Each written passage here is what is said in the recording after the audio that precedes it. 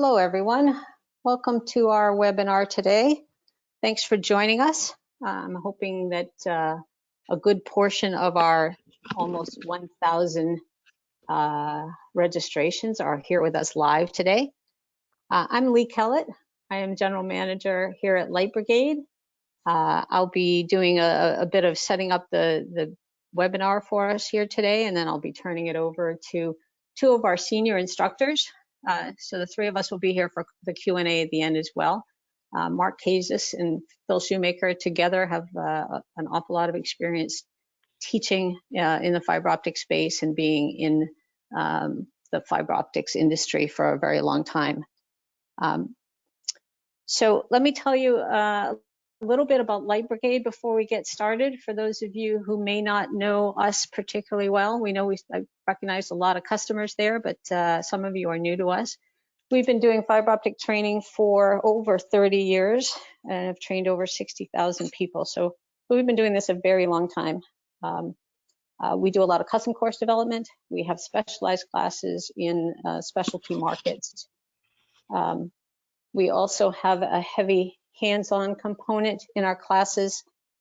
We do some knowledge training because we think everybody needs to understand how fiber works to be able to do their job properly, but we do a lot of hands-on skills labs to teach people how to use equipment. We are a vendor agnostic training organization, meaning we teach technology and best practices on a variety of components and equipment so people can take that knowledge and then go back and apply it to what they're using. We're not a trainer for any particular manufacturer. As you can imagine, for someone who does instructor-led in-person training, the current situation we're in with stay-at-home orders has reduced that training, and we've been fortunate enough to move a lot of our at least knowledge-based training online. We have several courses, and we have some live remote courses where you can interact with the instructor. We've broken that up into topics that might be of interest to you or some of your staff. So please check that out. We have lots of different sessions happening all the way through May here. So you can continue the learning after this. So today we're going to hold about 10 minutes, at least 10 minutes afterwards for a Q&A session. So type your questions into the comments bar in your on your GoToWebinar sidebar. We'll try to answer some as we go, and then we'll save a few for the end and present it to everybody so that we can have some discussion. So please engage with us that way. We appreciate any questions. Before we get into the content, we just want to set this up the way we do in our class. There are market drivers certainly for all the things that we see evolving in the industry. And boy, we're certainly living in a time that's going to drive some changes. I think all the work from home we're all doing. I'm guessing that many of you are tuning in from home. The telemedicine, I've had my first appointment via telemedicine in my whole life, and I'm sure most of us are going to be doing more of that as well. What we don't have here is certainly moving schools to the home with remote learning with the situation we're in now. So we've always known that bandwidth and better coverage are big market drivers in innovation in the fiber optics industry. And some of the things we're going to talk about today certainly were driven by that. We're certainly seeing rural broadband in the news a lot, limited coverage in this time when people need it. So it's going to be interesting to see how that evolves after we all go back to our more normal work levels. And of course, we can't forget about revenue. I mean, that's a big driver. Service providers, companies putting in fiber optic networks need to see some benefit from that, and they're all driving for more cost-effective solutions, things that bring services to consumers faster. So some of the things we're going to talk about today have been driven by these market conditions. We've broken our trends up into evolutions and revolutions. The content we're going to present today comes out of our advanced outside plant technician course. We think it's important for our advanced students in particular to see what's going on that might be different from what they've been doing for the last couple of years. And we've broken that up into evolutions, which are sort of standard migrations, you know, manufacturers, back, please, Andy. Manufacturers make progressions in their products. They get lower cost, they get better specs. Those are evolutions, but they can affect maybe what we're doing in the field. Revolutions are much bigger advancements, things that may be a game changer for how we design a network or install a network, new technologies that really affect and may require someone to learn some very different skills. So the topics we'll cover in a second are going to range quite a bit. We're going to cover some just basic fiber improvements that have had an effect. We're going to cover 200 micron fiber, ultra high density cables with rollable ribbons, all things micro cables, micro duct, micro trenching, and WDM technology, CWDM and DWDM. And we have about a 45-minute window here, so we can't get too deep into any of these, but we will be giving you some good overviews and some things to consider when looking at these different technologies and these changes. So with that, I'm going to turn it over, over to Mark Kazis to get started. Thank you, Lee. As Lee mentioned, so many things are driving the technology and certainly the use of fiber optics in general, and the bandwidth needs and the increased density in cable and infrastructure. All these things are ever evolving. So you look at some of the things that have been evolving, and many of us might be aware of them. For example, fiber tolerances, how they've improved. Somewhat evolutionary through the decades and through the most recent years. We see in the fiber itself less loss, and then we see lower splice losses due to better improvements in the tolerances of the fiber.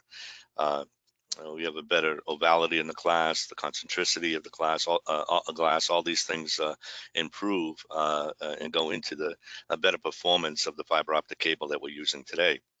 We're actually seeing splice equipment that can be a little bit, while very important and very intricate, still a little bit more in the price points where it's becoming very commonplace in the industry today.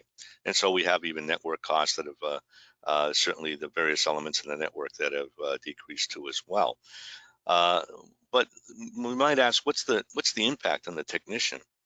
Well, we want increased productivity, right? We want to be able to have the skill sets that are understandable for those working on these things, and many are. And there's ever increased ability to learning on some of this equipment, even learning how the fiber works itself, the fiberglass itself. So alignment, proper mating is important.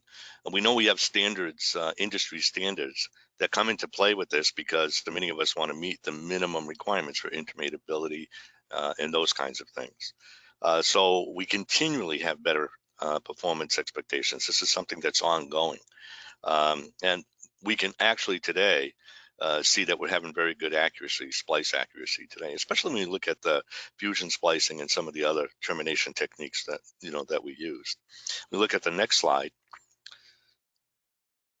Next.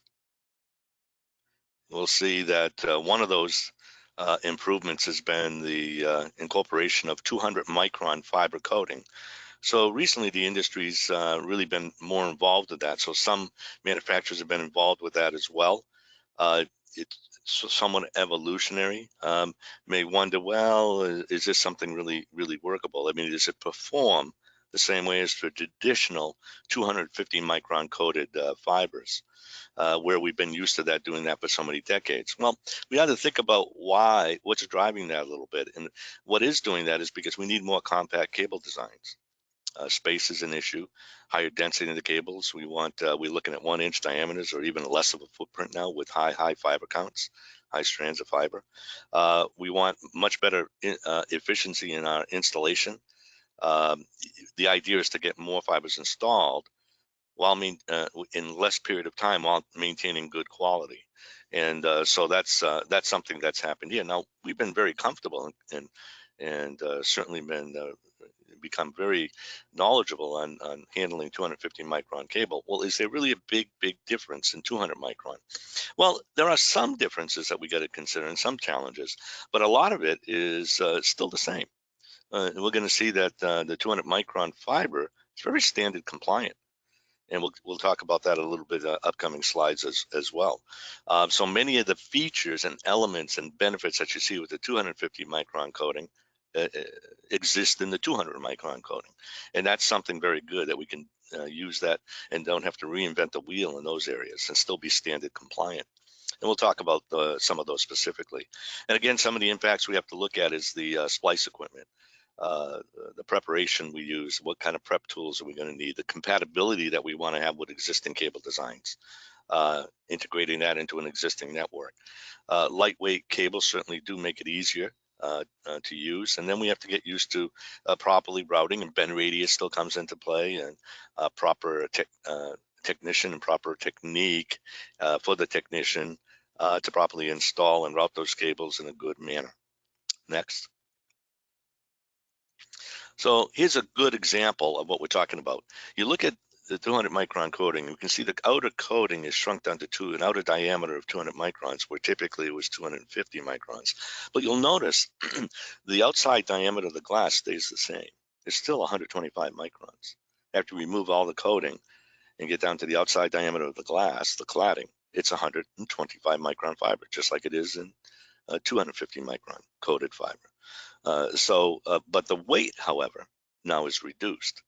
But the benefit here, and we look at it in some designs, you can have 24 fibers that can fit in a 12 fiber footprint in a 12 fiber tube that gives you double the density. So that's a real benefit.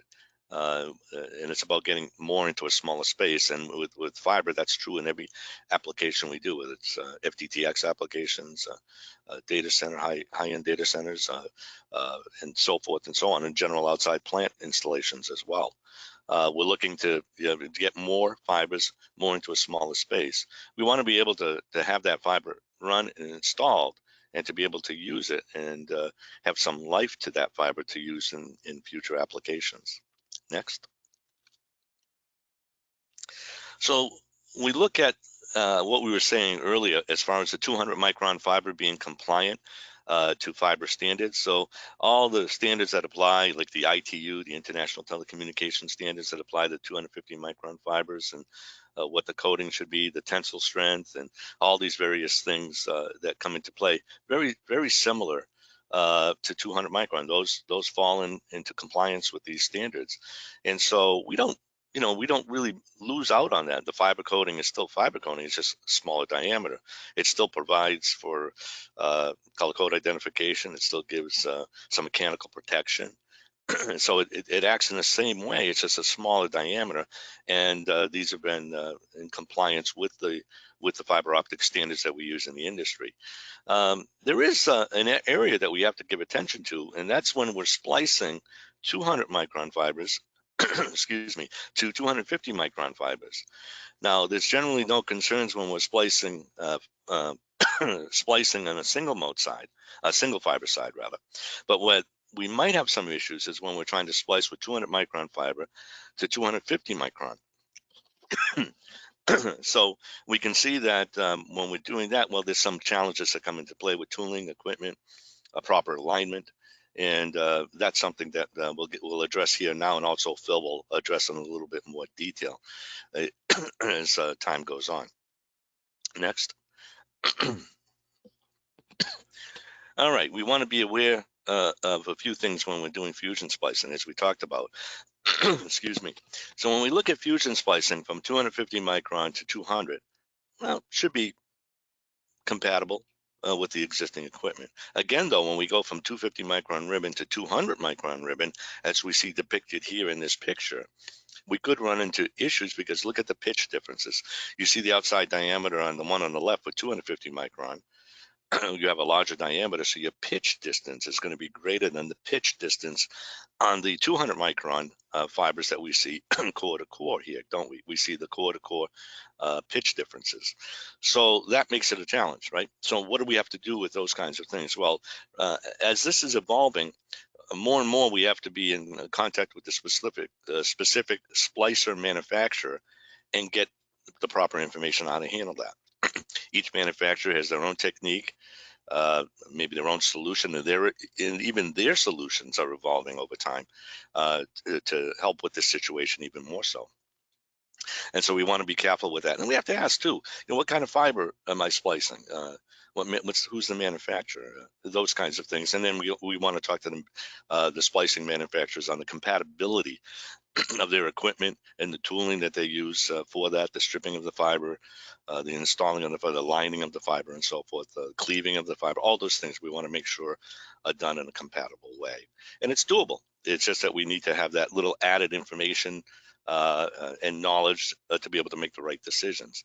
So as we're planning, and as maybe we're a consultant or we're a designer in the industry, and we want to try to plan sort of catch that future wave, so to speak, of what we're doing with this, we want to be able to have these discussions up front and the research up front in this area, so that when it gets to the point when the project's ready to be now installed in the field, all the contract documents are signed, everything's done. You've had your kickoff meetings with the installation contracting group and so forth. Then you want to see if they have access to that same information, same training, same information that they would need to properly handle these concerns. And we're going to discuss the different types of ribbon fibers a little bit further as to different size coated micron fibers, the individual coated micron fibers, and how they can work together, and the different types of ribbons that exist in the industry.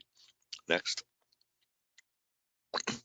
Now you look at this is a very nice depiction. It kind of gives us a representative or illustrative depiction of a conventional diameter fiber here. You're seeing a 144 count and 12 fiber tube, and then you see the conventional and 24 fiber. And then we look down, and all of a sudden we see a 200 micron on the right side, micron fiber, 144 fibers in a 24 tube, and we can see the diameter changes quite significantly. That benefit is so great. We might find we get it more into smaller spaces, a lot less footprint, a lot less real estate we're going to take, easier for routing purposes sometimes, less fibers that we might need to use, maybe splice or route differently. So there's a lot of benefits. We're going from 250 micron down to the 200 micron. So some of the manufacturers are looking at this as even a more good solution, very doable solution for our current and future projects. Next.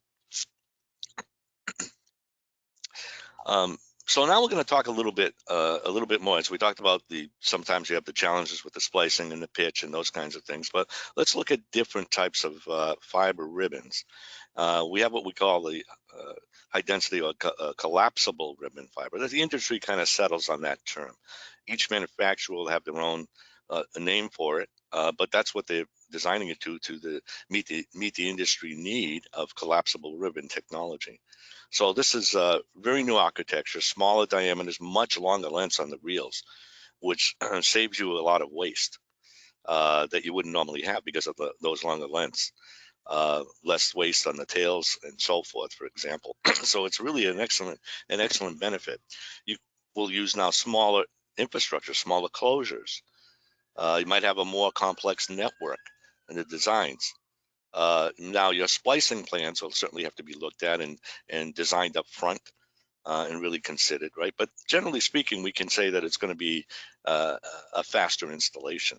Once everybody gets used to using the ribbons and identifying color codes and identifying the technology, depending on the fiber that they're using. So you'll have some tools that'll be different, maybe some newer tools, different techniques for preparation and splicing. You might find in some cases that the collapsible ribbon splicing isn't too badly different from the traditional flat ribbon splicing. Now, many are familiar with that. You have the 12 ribbon laminates that are together, 12 strand fibers in a laminate that are together, blue through aqua and the color code in that. So you might be splicing flat ribbon to flat ribbon. But now we're going to look at some other challenges that come with the collapsible ribbon. So we'll look at, as restoration situations happen, are they going to be more challenging, maybe a little even more critical, because we have to have that accuracy, and in this, particularly in the splicing area. So we might have to get used to and accustomed to taking the right amount of time when it comes to identifying the specific fibers, the way it's grouped and the subgroups work. And we're going to talk about that next. Now, this is a good example of a couple of industry examples of collapsible ribbons. We look at OFS, rollable ribbon is what they call it. It's their version of collapsible ribbon, and then below is the AFL spider web ribbon. And we see how it sort of opens up, and you can see it has certain bond points at certain intervals, and then it's void of any bond points as it goes along. And it sort of folds over on each other, and it's not like stacked like regular flat ribbon would be. And so this has been a very good innovative technology. The spiderweb ribbon shows that as well. Down below you can see the bonding pattern that takes place here. But then what you want to make sure when you're going to splice that you're not encroaching near that bonding pattern would be different, and it's something we'll be talking about a little bit as well. We're going to see significant reduction obviously in the cable sizes. It's easy to flatten. You can ribbonize or separate ribbon fibers. In this case, it's easier to flatten. You get used to it and accustomed to it. Excellent for mass fusion splicing. You can use them individually. We're going to see probably a lot of the use of this being on mid-span or applications where we might be adding a cable, an add drop location, or perhaps some other reason why we're doing maybe some restoration. We might see these kinds of applications being deployed. Now, cable subgroups will now be wrapped, which is very nice. It's a nice feature here with the different colored strands, right, and higher fiber counts, but in a smaller footprint. And that's a real benefit. So we're going to have to get accustomed to the color coding and subgrouping. That'll be key for the field to understand. And once they get apprised of that and they get accustomed to that or have access to that information and training, it's going to be a much faster and good quality installation. Let's move on to the next slide. And here's a good example of a collapsible ribbon design here. You have new designs, right? Ribbons in a traditional subgroup or new binders, which you can see because they can be collapsed or rolled, they're organized differently. And see how they roll in that smaller diameter ribbon tube than their traditional stacked ribbons. And it provides for much higher density than your typical flat ribbon fibers would provide for. Much different than the stacked ribbons. And so there's a real benefit to these. So let's move on to the next slide.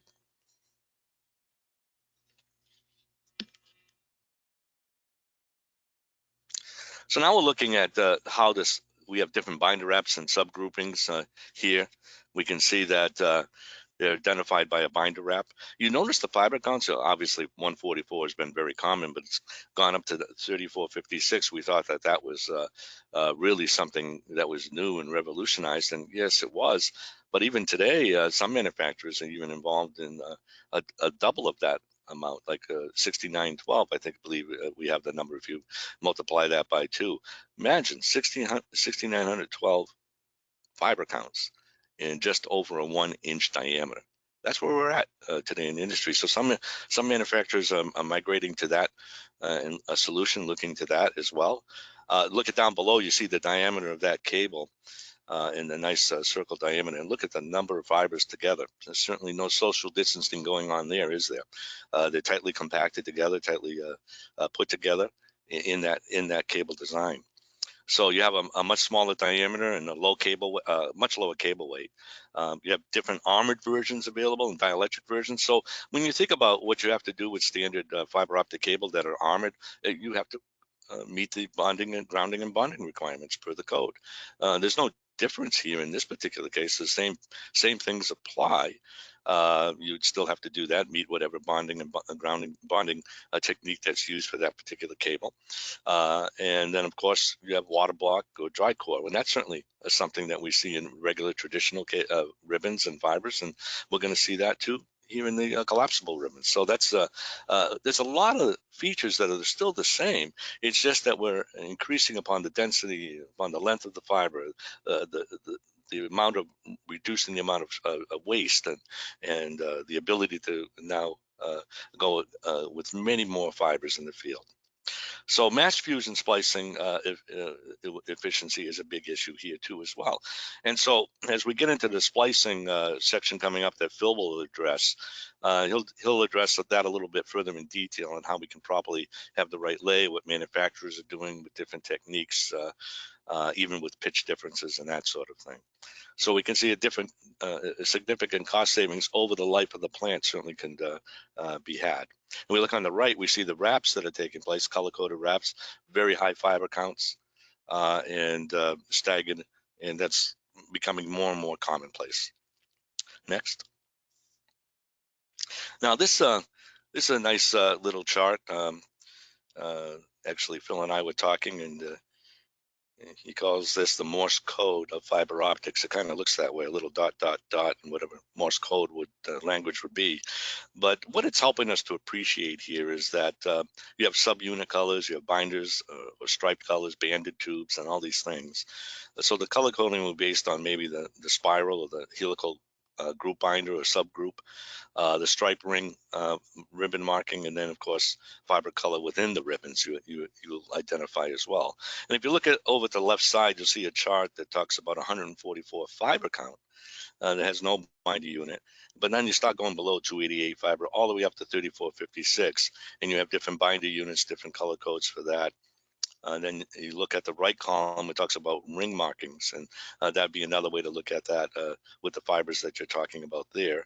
And then in the chart to the right of your screen, you're going to see that you have a stripe ring fiber identification. So each stripe represents a color, and then you'd go on and on, it might be blue, orange, green, and so forth. And then it scales. And so we can see that that's something we're going to be looking at with these different color code charts. Next. Now, if you look at the this particular slide is showing you a ribbon fiber count here, and we can see ribbon 1 has the 1 dash mark, and if you can see ribbon 2, you see the 2 dash marks. And now it's telling you how to identify by color code and so forth, and it goes up higher amount, and it's very scalable. And so this is something that the technician will need to get adjusted to as they go in the field. We want to make sure they're aware of this information, this technology. We might spec it, we might incorporate it into our contract documents, design documents, but it's something that when we do the handoff, we want to make sure that handoff is smooth and the transition takes place on the installation side, not only on the design side or consultant side. Now I think we're going to hear from Phil a little further on this.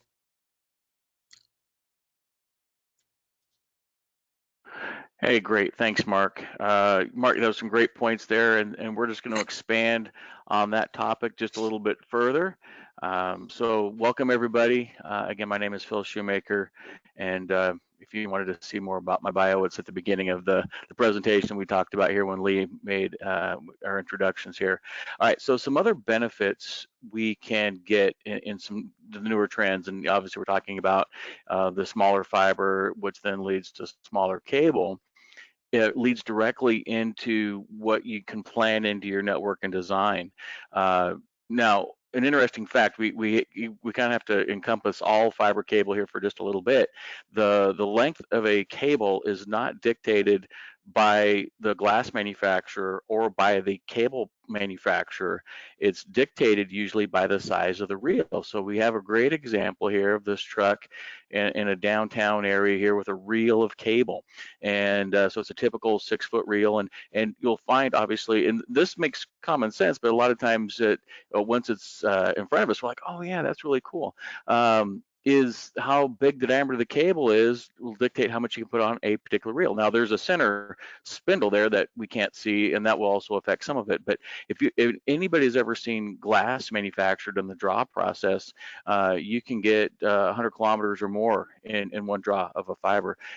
The extrusion of the cable when all the components are put inside the polyethylene jacket can be as long as we want it to be. So you could have literally 60 miles of cable, one continuous run. But how would you get that 60-foot? If the reel of cable is bigger than the truck, it's pretty hard to get somewhere. Now, if it's going on a ship, you look into oceanic cable, then obviously that's a big deal. So back to our topic here of micro, the 200 micron fiber, collapsible ribbon, all the different kinds of new layouts here. And once we jacket that, obviously it's a much smaller diameter. So now we're seeing much larger reels. Why do we care about that? Well, less splicing points, right? And really with new technology, you're going to have more mid-entry points than actual splice points. But one of the things we have to do if we're going long runs, rural type applications, you typically have to splice it at some point. This will spread those splicing points out, which then also has less loss, so that will then also affect your overall loss budgets, which once you have less loss, you can sometimes even get more range out of your system. So there's a lot that goes into that. And then obviously, if you have less splicing and less length rated, there's less waste, which all this goes into cost savings. So great example here showing just over 15,000 feet on a that was a 1,728 count on that spool. So huge. If that were on a traditional ribbon or even a 250 micron fiber, right, traditional ribbon, the diameter of the cable gets so big it's well over an inch in diameter, inch and a half, that you're not going to get that kind of length on a reel of cable at all. All right, so next slide, please. All right, so when we get into the collapsible or rollable ribbons, the other great benefit for technicians, we'll get into how it stores and how easy it is to handle, and that will go more back into cost savings. So this goes into your financial budget and how much time and dollars you have to physically get the job done. And if anybody's ever worked with traditional flat ribbon, and we've talked about that term a bit, it's where it's 12, 24th, we've seen it 36 wide stacked. To get that to lay properly and store, it can be a very difficult process. So here we can see a 576 example on the right hand image and how easy all those fibers are stored there, which then leads to the mid-entry point of it. And then so we're showing on the left image here where we're just taking out particular bundles all the way down just to one fiber.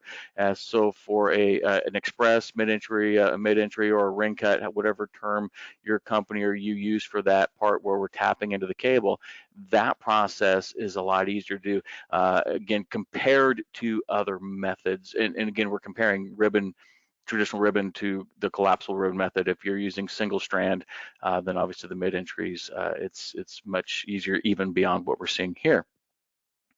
Next, please. Great. All right. Now, one big thing, and this was actually a slide that Mark had, and it showed the different brands, OFS versus the AFL, that all collapsible rollable ribbons are not created equally as far as how they separate and where they're bonded. And so keep in mind when, again, you're quoting jobs or quoting bids or looking at the equipment you may need, that you want to take this into account. So not only will they bond differently, which then affects how they splice together in the ribbon format, what's also going to happen is they may also have different pitch. There might be different spacing. So yeah, they're all, from 250 down to 200, or they're all 250 micron collapsible ribbon. There's all these different formats. But with all that, all these fiber holders are made sometimes for a specific brand. So the key takeaway here is double check that your equipment is going to be compatible. So contact your splicer manufacturer and the product engineers supporting these and say, hey, I'm looking at doing this brand of cable, this kind of fiber, is it compatible? Now this again will be specifically talking about your ribbon applications. If you're doing single strand, especially with the active core alignments, this isn't a topic that you'd have to worry about. We're talking about fixed V-groove ribbon and or the lower cost fixed V-groove fusion splicers would always, those have to be taken into account at this point.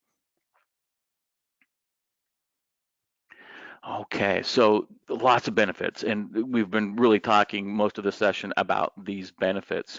And so again, one of the things that we're really following here as far as future trends for the data and the 5G deployment. So when you look at, if anybody, again, when you look at especially the small cell applications, and you look at kind of a coverage map and you think of transitioning from a 4G macro cell to 5G micro cells, the spacing is going to be much closer together. It can take 100 times more towers on the small cell, depends on, again, obviously your big metro area, to cover an area where, you know, a dozen or so macro cells could have covered. And the amount of fibers needed for each tower, each small cell tower, 5G tower, is going to be, I've heard, upwards of 24 fibers. Now it's like, wow, I really need over 3,000 fibers in this cable for this deployment. So that's really where the benefit of this goes, that you can put, you know, 4 times the capacity. I've got some cable samples referencing like a 432 count and a 1726 or 1728 count, same diameter cable, 4 times the capacity. So that really is a game changer when you start looking at different formats of the cable capacity using existing conduit. This is without having to rebuild your plant, without having to, you know, redo your conduits and construction plans and all that good stuff here, right? Because that would be part of the disadvantage. All right, so the market itself obviously has been mature. It's been you know, around since the late 70s, early 80s, as far as, you know, cable development and how we do it and what works and what doesn't work. It's what goes into the cable that is changing, and so that's the revolutionary part, you know, versus evolution is the fiber itself. The cable itself will evolve again and be revolutionary. I'm sorry, evolutionary with what we've seen to this point. Perfect. Okay. And then again, as the collapsible market grows, so will the tooling. It'll be more second nature, and then it'll come to a point where we won't know of a day that we didn't have this technology.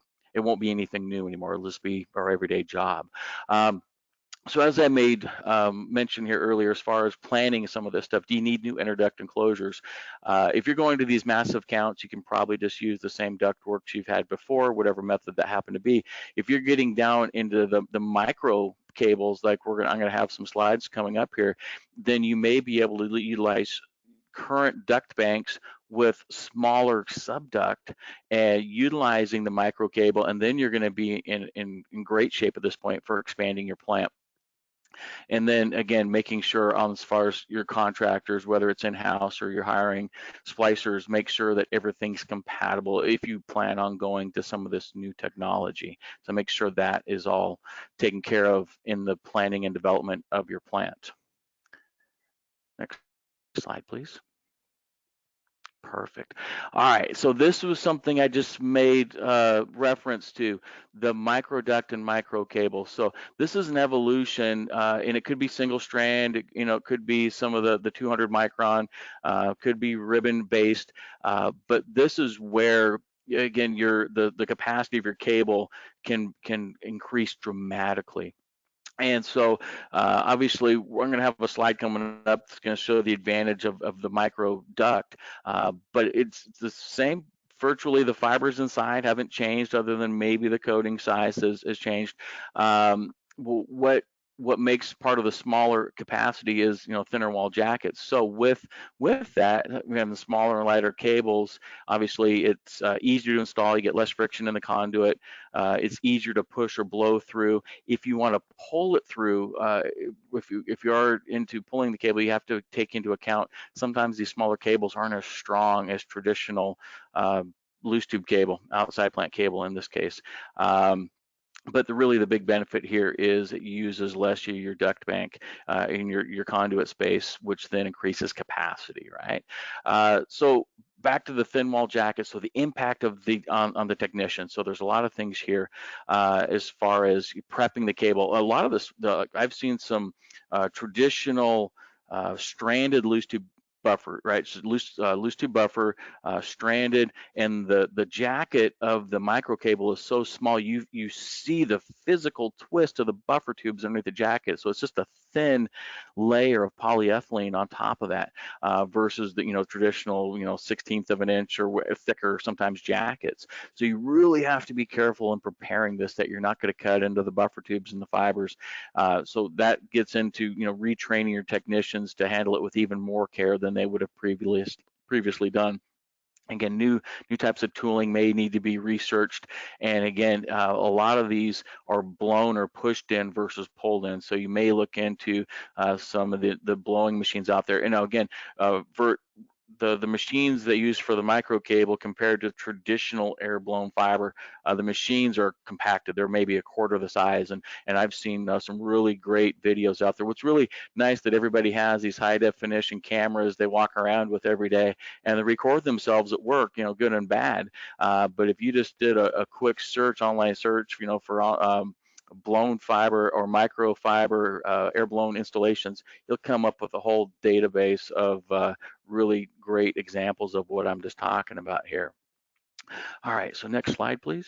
All right, perfect. All right, so here again is some good examples of the micro, kind of the sub-duct application I was making reference to. So if you got a 4-inch duct bank, and then you're typically using 1.25-inch conduit to pull in, one cable, that same duct could here fit the one on the upper left-hand side there. We have 7 micro duct within a larger structure. Now you put that down, and now you're really expanding your capacity at this point. And again, and then they're typically lined and there's not a texture, but they're silica lined, and then they have basically grooves cut into the duct at this point, so even reduces friction even more on top of that. So no need of lubricants. It makes for cleaner installs, quicker installs. And sometimes you don't even have to air blow it, depending on how long, if you're doing a metro application and your handholds, let's say for an ITS or traffic application, I've seen technicians physically push it. No air needed at that point because it goes through so easy. Now we're talking about straight runs here, but it could be that easy at that point. So we get into this. One reference here is most of these micro movement as far as the duct and the cable really tend themselves to below grade, below ground, underground applications. If the only place you can put your cable, or traditionally you've always put it aerially, make sure that you can follow the engineers, the product engineers of whatever you're looking at, is if you want to go this direction on a way you can make this work for your outside plant, regardless of where it is at that point, buried or aerial. Let's see here for your ducts. I think we've covered that. Oh, and just as a reference here, so we've got the micro duct. They also could still use reference here. The one we have in the below picture is an example of a product called Maxcell. So it's a flexible interduct. So we have traditional cable. We've got some cable going through, some Maxcell, and then some other cable coming through it. And so most companies that make installation as far as the microduct and other products have also led into the micro cable, microfiber movement as well. Next slide, please. Okay, so the micro trenching. So again, I've said most of these will lend to underground installations. If we kind of think back, and we won't necessarily get too much into obviously like the horizontal boring or directional boring, but the majority, if you think of large duct banks going in, contractors come in, we have the backhoes, we dig a 3-foot wide trench that's 6 foot deep, and we're blocking off roads and tearing up sidewalks, and that was the permitting needed there, and time, labor, so expensive, right? So the evolution of trenching has gone also micro. So with this, it's a very fast installation, construction cost, labor minimized down to just a low point. Typically you don't have to shut down roadways.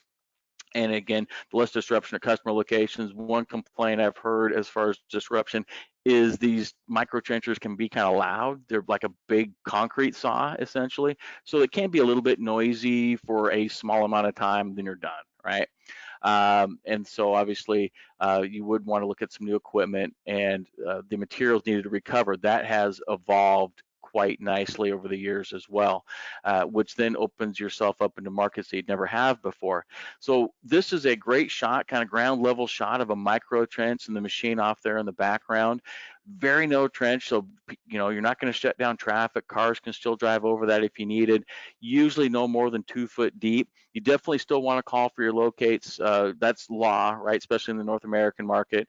You want to make sure that before you just go cutting across a sidewalk or down a street, that you've done all appropriate locates.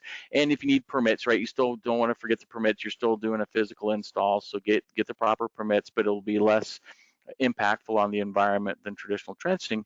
And then they can use epoxies or sealants, and I've even seen some machines that puts another new layer of asphalt down. If you've gone through blacktop here, this looks like a concrete installation, so you could reseal it. That's something compatible with the concrete and the environment.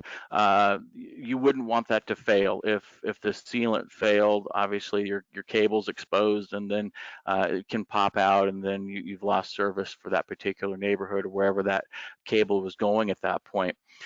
So they also have a wide variety of different cutters and saws and widths and depths and sizes, and some have built-in vacuums that will extract all the contaminants out as soon as it's cut. So you got a nice clean hole to lay the cable in, and then seal it right up behind that.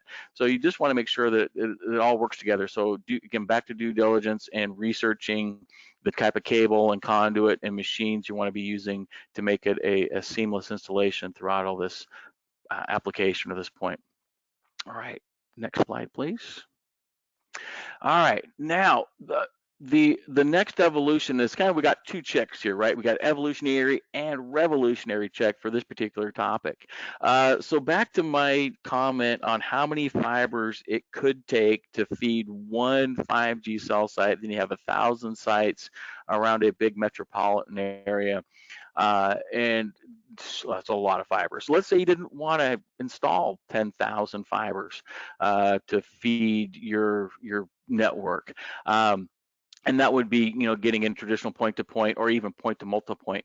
Just as far as reference, just a reminder, that's point-to-point. That's like an Ethernet, just two pieces of electronics, fiber in between. Point-to-multipoint, most of us are familiar with a PON, passive optical network, or GPON, fiber to the home. One fiber goes out, gets split up to 256 times, depending on the standard and equipment you're using, right? So now you take that idea, and what we're getting into now is taking a PON or splitter network and combining it with optical multiplexing. And I'm going to get a little bit more into that in the next slide, but the DWDM and CWDM technologies are being made to work into the market to not only expand the fiber count, but expand the amount of information on each fiber. So now in doing this, you can actually have multiple services on the same network. For example, a 10 gigabit fiber to the business and a 5G network coming out of the same central office, same cable, and at that point, you're just using different wavelengths, and so you'll use wavelength filters and to feed different equipment over the same network. So with this, you can support your 5G and your GPON applications. So before, this was non-economically supported markets. So when you see this, we're supporting areas that we didn't have access or couldn't do before. So it was really fantastic at that point. At this point, on the outside plant side, the technician side, you really got to be up on your mid-span entries, your ring cuts, documenting fibers and fiber number and fiber count at each splice closure is very important. You might even look into getting dual splice closure applications. You have your main feeder cable, a 1728 count cable as your feed, and maybe a 288 drop cable in the same vault, protecting your feeder cable, having only drop fibers at that point, and then becoming wavelength aware. This gets into the planning side, even on the design side, that a lot of GIS software out there can not only locate, fiber number and location and GPS coordinates, but also wavelength allocation can all be documented in the same GIS map. So that would be a fantastic thing to do at this point as well. All right, so next slide, please. A little bit more on the expanded use of the spectrum. So coarse wave division multiplexing and dense wave division multiplexing. So this is using not just 1310 and 1550 for as an example. That for CWDM, You can use up to 18 channels. Now, this is if you're utilizing the low or zero water peak fiber. If you're following the standards, that would be the ITU G.652D version. 18 channels, 20 nanometer spacing. All right, so that can really expand a fiber network. If you get into DWDM, you want to make sure that your fiber and equipment is compatible to the longer wavelengths, the CNL bands, 1550 up to 1600 nanometers, typically we're seeing there, and that that everything's compatible. This becomes really important if you're upgrading old plant. There's a lot of companies out there that would require what we'd call fiber characterization if you are upgrading old plant. They'll do chromatic dispersion, polarization dispersion, spectral attenuation if you plan on using some of this high-end part or more of the spectrum than you had been traditionally using at this point. So as far as the benefit is, now you're using those same fibers for a lot more technology, and it really allows to use the whole single mode spectrum to expand your network. So again, the requalification of the fibers on the technician side, this would be that characterization I just made mention of here. And you want to make sure that you might also have to have specialized equipment to do wavelength specific testing. And then you also want to be, again, for documentation, noting where the WDMs are happening, where you're dropping and adding wavelengths. And this can happen inside splice closures or cabinets or FTHs. It could be happening anywhere out there. So documenting all this and really making sure you know where all these wavelengths are going will be paramount in the next generation of networks. All right, next. And I think at this point, we're going to pass it back off to Lee. Thank you all for your time. And we got about 10 minutes or so here for a Q&A session. So I hope to hear from all of you here real soon. Great. Thank you, Phil. Thank you, Mark. I've been busily answering some of your questions directly as I could, but I've got a few here that I'd like to share with the group. We've got about 10 minutes here. So one of them was, how is ribbon made? How do you make bond points? Does this add to the cost? So let me start with a couple things, and then Mark and Phil, but we'll try to answer these fairly quickly so we get through a few, but if you have something to add, please do. But so traditional ribbons are made with a bonding agent that pretty much glues the 12 fibers. That's the most common ribbon size, but the 12 fibers together to make a flat, more rigid ribbon. For these collapsible ribbons, the bond points are made either with 2 fibers bonded at intermittent spaces, or single fibers bonded, or groups of fibers. They're all different. Each manufacturer is different. And how you do that is pretty proprietary to all the manufacturers out there. But I can tell you that it's intermittent bonding that allows you to easily keep the fibers together and flatten them out into a ribbon, or roll that grouping up into sort of a round structure to be able to get these high fiber counts that you saw in the slides. Does it add cost?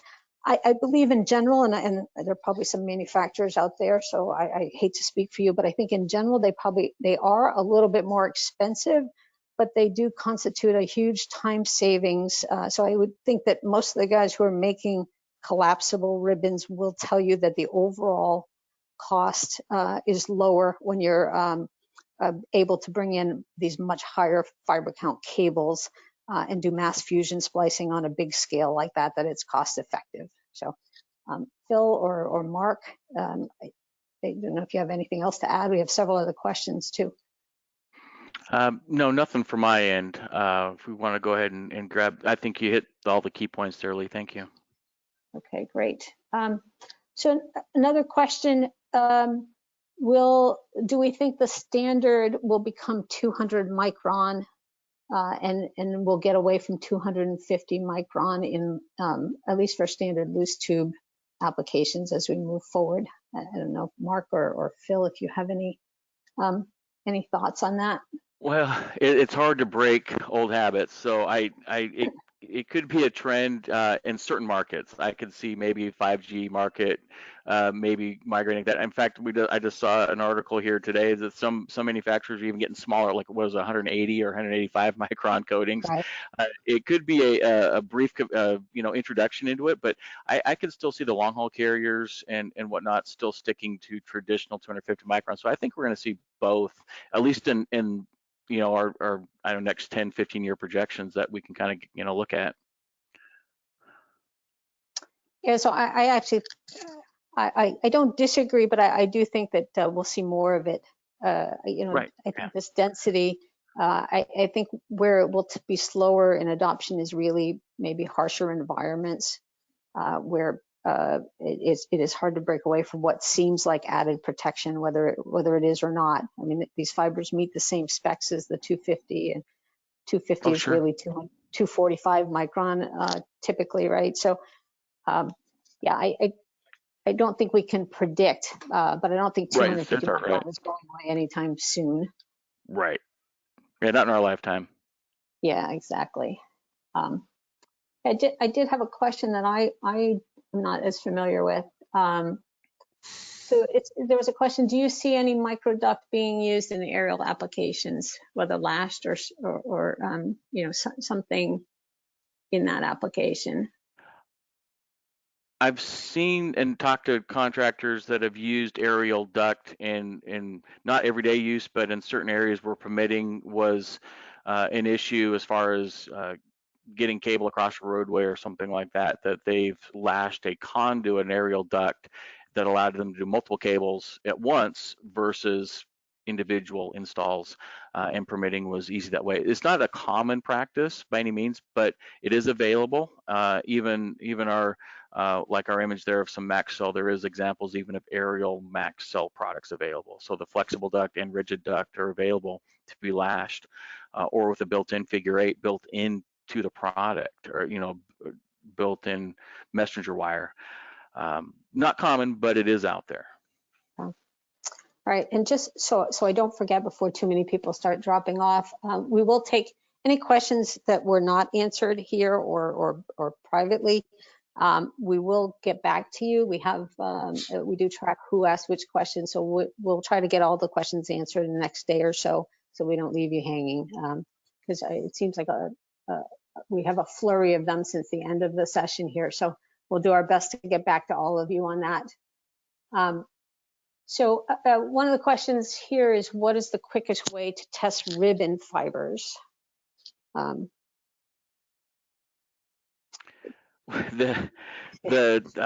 that's I hate to say this, but it kind of depends. Right. Really, at the end, at the panels and where we actually hook up the test equipment is still just individual ports. So you're going to test it the same as you've always tested it. Now, years ago, when we first got into this, we actually kind of played around with, optical switches. It was, an optical switch that had, one port, and it would switch between however many different output ports. But it really had no advantage over just testing each individual fiber.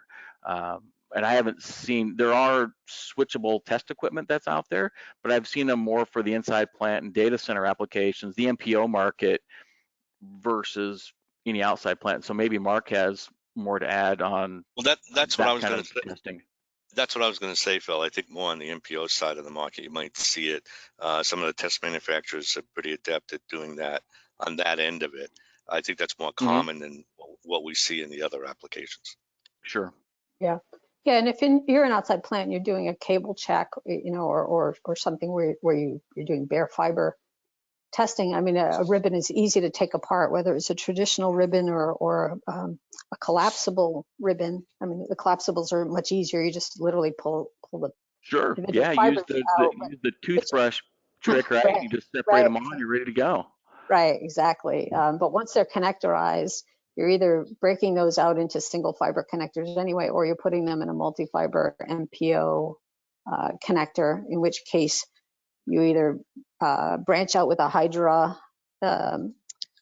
cord, right, and test each fiber individually, so an MPO to LC or MPO to SC, or you get to some of these newer test setups that have MPO testing where it cycles through all 12 fibers.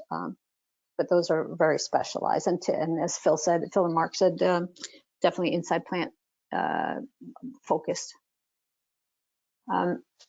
Okay, let's see, it's 10:58. One more question here. Oh goodness, there's so many of them.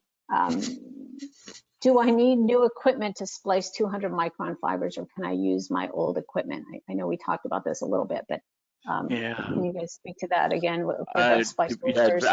My best suggestion would be to contact your manufacturer and tell them what you're planning on doing. I would hate to say, yeah, sure, it's compatible, because there's so many variables between the major manufacturers and the type of 200 micron you're using, the brand of 200 micron you're using.